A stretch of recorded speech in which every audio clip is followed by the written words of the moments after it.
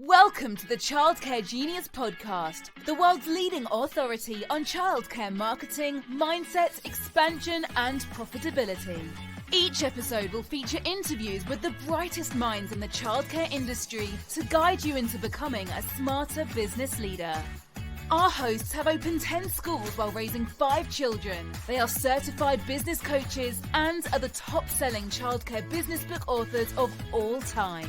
This episode is sponsored by Childcare Genius Marketing.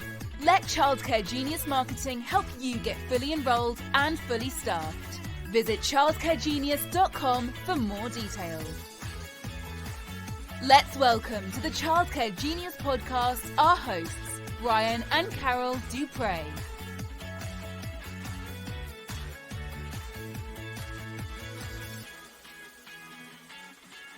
Hello, welcome to the Childcare Genius Podcast. We're your hosts, Brian and Carol Dupre.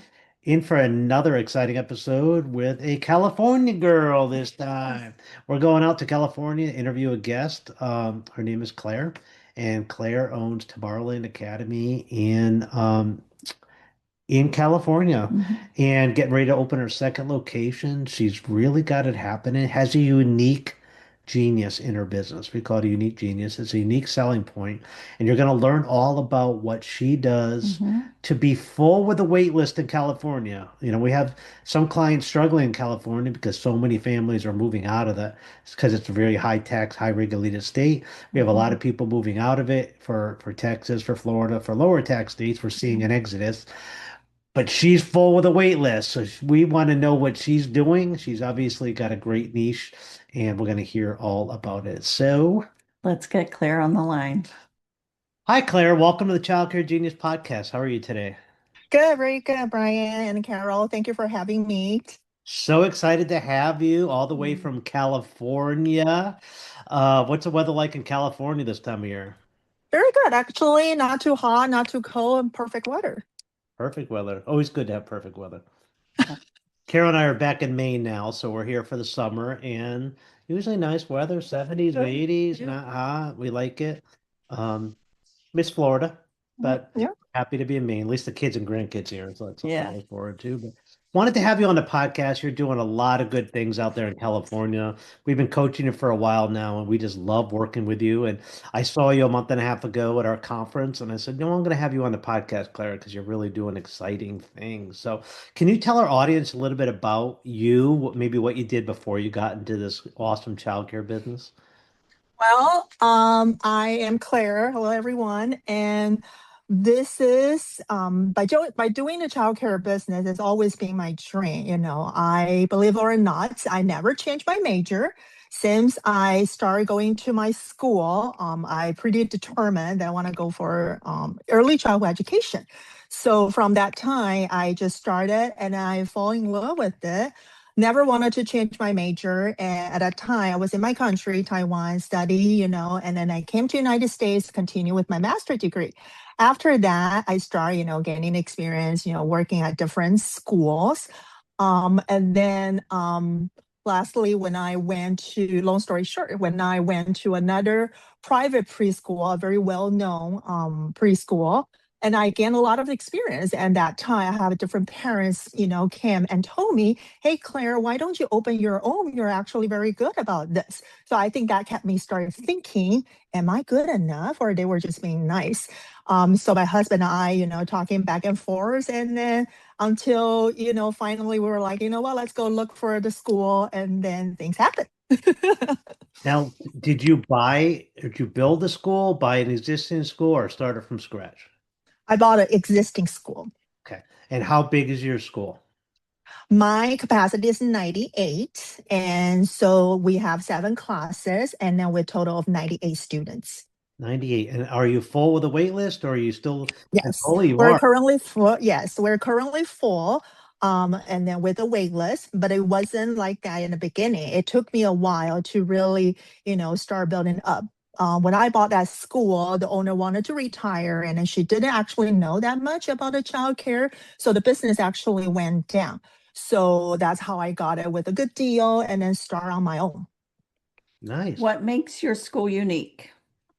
My school is a bilingual preschool. So because when I worked at the previous job, that school was an Asian community. And then so I got a lot of, parents, came to me and their Asian families as well. And then they wanted their kids to continue learning Mandarin. But of course, that time the school only, teach kids in English. And then they were asking, hey, how about Saturday school? Where do you send my kids to, learn the Mandarin, things like that. So with so many parents are, asking me about this, and then I started thinking maybe this is actually a good trend, for the business model as a bilingual preschool. Plus, at that time, I saw public school, they start launching, dual immersion program. So some of them, they are English and Spanish, and then some of them, they are English and Mandarin. So I was like, you know what, if public school also thinking about this, definitely there is a need, for the childcare as well. That's awesome. Love it. Yeah. And you're the only person I've ever coached that has been in Mandarin school. So this has been a learning experience for me too. I have many multi-language, mostly Spanish, And some one French. German, French, Yeah. but this is definitely the first Mandarin and hopefully not the last. It's an So what strategies do you use to help build like trusting relationships with parents? Do you feel you got a good parent base? Do they how do you build their trust? I think definitely we need to let it feel like we are honest. The school is honest. We also need to have a good communication method between the school and the parents, and also show them a partnership. So I think based on what I see, parents, they definitely don't come to expect perfections. They don't, but they wanted to see that the school in general, are you honest, everybody, and then the staff, do you have a good communications way that they can easily to find out, things about their child, plus is the school is willing to build up that partnership. I think that's all the strategy that we present to the parents, not just right on the tour day for the marketing. It's every little things that we build up that trust with the parents, right? As soon as they start sending a message or a phone call inquiring the tour. Oh, that's Yeah. excellent. Good job for that, for sure. Thank you. And how has coaching helped you grow your business? Oh, very, very important. Very, pretty much shifting my mind. I think that's the most important things. And also building up a good habits. I think those are the two things are extremely important. So I think I definitely love first is Brian and Carol always encourage us to read books. And then, here Childcare Genius always, sending the books to us to read. So I started picking up that habits and reading. And that has been really helpful. And then because the book, I slowly changed certain habits, the book that Brian sent recently, The Power of One More. So I just do one more changing to myself and one more things to myself. That actually started making a huge difference, So I definitely love this part, you have to change yourself. You have to change your mindset in order to moving forward. So the coaching also, with Brian, with other coaches, that has been really helpful with different perspective and then different guidance and different strategies. And then that really helped me to always, come back and to think, what can I do to bring that strategy to my school, to my business as well. Thank you, Claire. Love hearing that. We send books out to our Child Care Genius University students every month, and we're all on the same page. Like we all read the same books, and I love the fact that you read and you're learning from them, which is fantastic. How did you shift your mindset from working in the business, the day to day, and then now as you're getting to your second school, how do you work on your business instead of in it all the time? It in the beginning wasn't easy, especially the very first time when I heard about this quoting, don't work in your business, you work on your business. That I actually, kept that thinking quite a while. Like, what does that mean? What do you mean work in and work on?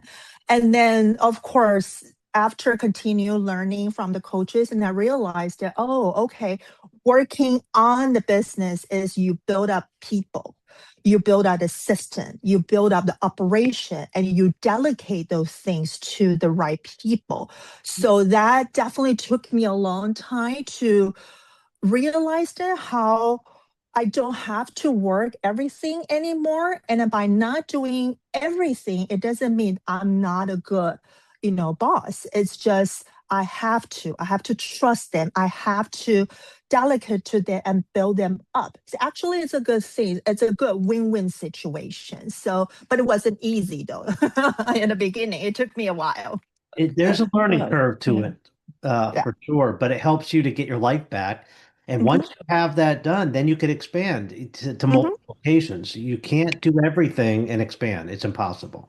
Correct. Yes. Yes. Something we never want to think about, but if something happens to you, you don't want your business to just dissolve. You want it Yeah. to be able to run. To run without you. Yeah. That's how you create a legacy. Yeah, you can't have all your eggs in that one basket, and something happens, and you have to be away from your school for a couple months, and it all falls apart because Right. you were the glue that held everything together. So Yeah. excellent there. So you said you were full of the wait list. How do you maintain a strong wait list of interested families? How do you manage that? Like I mentioned earlier, the system has to build up correctly, how they answering the phone call, right on parents start inquiring the tour, how you schedule the tour, how do we monitor the tour, and then, how they, the convert rate, things like that. And then who is presenting the tour, the follow-up system. So those are very important. And plus the communication, how parents, they can see and knowing their child, and then, have that trust with us. And then plus, because of the word mouth, that also helps us a lot as well. Then definitely another thing is because I'm a bilingual preschool, not too many school around this area, doing this. So I definitely has parents are willing to travel, very far away, 10 miles, 50 miles, sending their kids to my school, and then they don't mind the drive. So definitely there's a reason behind it that we build up this, and then also the learning curriculum, make them want to send their kiddos to our school. Now, if you're listening to this, there's a lot of tips here that she has a unique selling point. Claire does. Her unique selling point is the Mandarin program. So she's able to grab people that have probably passing 4 other preschools on the way to hers and open up her marketing to a much greater area than she would have had she just did normal preschool. So it helps to have a USP, unique selling point. We call it unique genius. To have that unique genius, it's something people will drive farther distances for and spend more money for. You can command more tuition with that. So this is just a kind of a learning tip for everybody else. And Claire, you attended our conference in Las Vegas a few months ago. And would you recommend this conference to other people?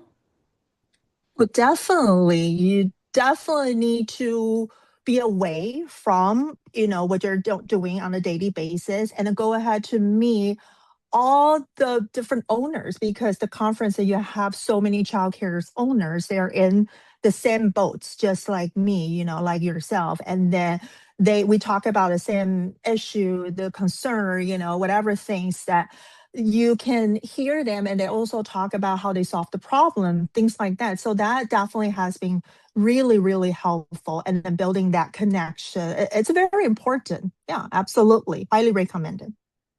Now, you're in California, and Mhm. there are a lot of centers in California that have been struggling because of enrollment. Mhm. A lot of Mhm. families moving out of California to other states.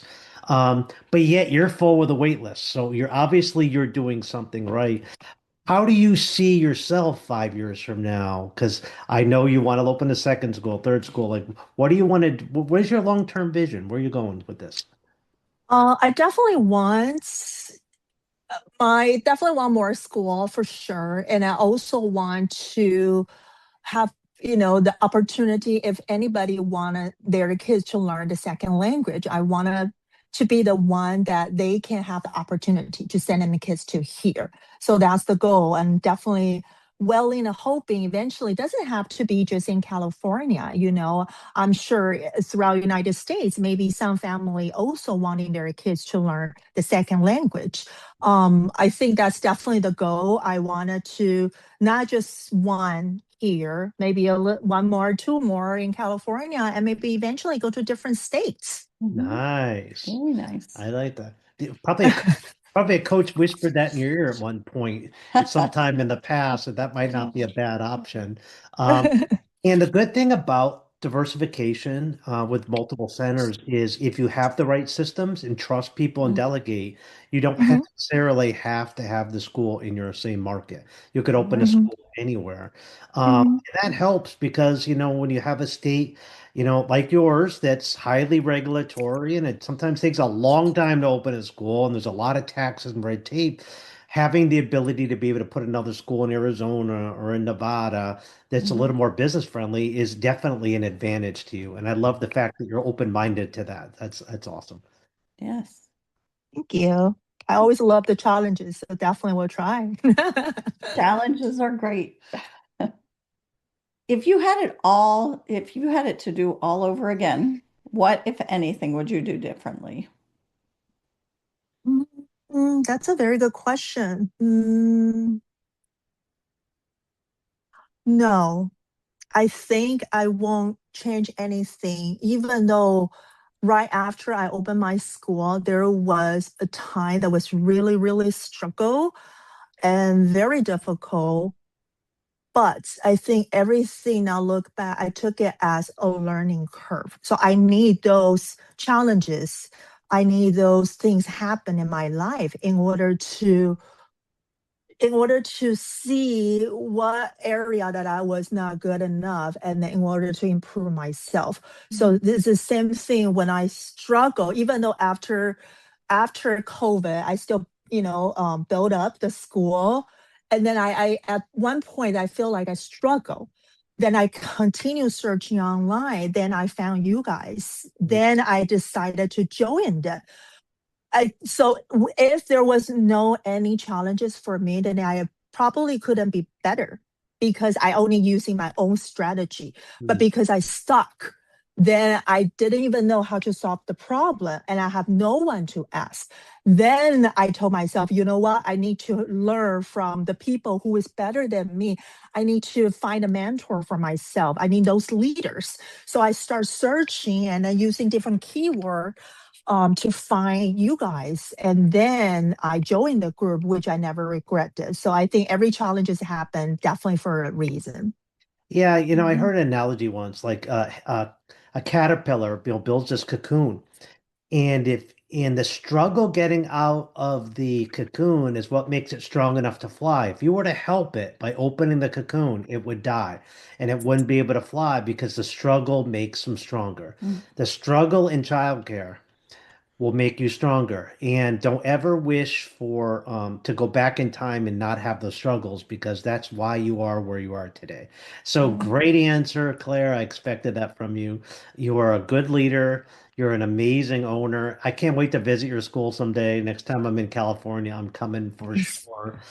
Because it's so unique, to have a Mandarin preschool, the bilingual. And you definitely, like if somebody wanted to check out your program, how would they find your website? How did I find my website? Yeah.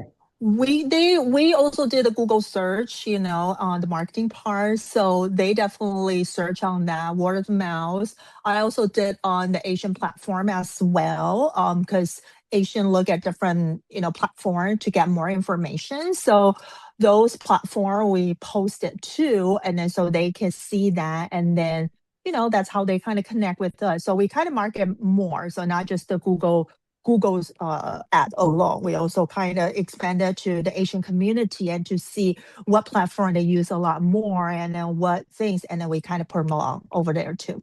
Awesome. If there's a listener listening and wants to check out your program, what's your website address for them to check out your school? Tomorrowlandacademy.org. Tomorrowlandacademy.org. You could check out her program. He'll learn a little bit about what Claire has done in California. And you might get an uptick in visitors. You might get a couple million new likes and followers Sure. to your Facebook page and to your program. So, but we want to thank you so much for taking time out of your busy life to come on the Thank Child you. Care Genius podcast and share some of your amazing Tobarlin Academy gold with us. Okay, thank you so much for having me. It was definitely, nice way to see both of you, and it was definitely an honor to have, inviting me to join this podcast. Our pleasure. Thank you, Claire. Thank you. Mandarin's a pretty impressive language to teach. It's the first client that we've had do that language. Yeah. And look at, she's full with a wait list. So she has really tapped into that. And it's not just Asian families that want their kids to Right. learn it. Kids, multi-language programs are really growing in the United States right now. Spanish obviously is the number one bilingual language. But we have Mandarin. I've coached French bilingual. I've coached German bilingual. I've seen a lot of different ones, but this is the first Mandarin one that I've coached, and she's doing it really, really well. She's growing, expanding, and she's open-minded enough to open anywhere in the country, which if you're a business owner and like to delegate and not do everything yourself, you could put a center literally anywhere. Right. With our coaching, we can help you grow. So if we could help you in your program in any way, shape, or form whatsoever, if you want to put a bilingual program in, an immersion school, hop on a free coaching call with me and I'll give you some tips and tools. I've helped hundreds of immersion schools do really, really well across the country. And just go to our website at childcaregenius.com, go to the coaching tab, say I'd like a free coaching call, book a call, and I'd be happy to help you out with that. So this concludes this episode of the Child Care Genius podcast. We'll be back next week with another exciting guest. And don't forget to hit the subscribe button so you won't miss a future episode of the Child Care Genius podcast. And we'll see you next week. Bye-bye. Bye. Thank you for listening to the Childcare Genius podcast. If you enjoyed the show, please do us a favor and hit the subscribe button so you don't miss a future episode. Don't forget to visit our website at childcaregenius.com to see a list of services we offer to help grow your childcare business. Until next time, thank you for being a part of the Childcare Genius community.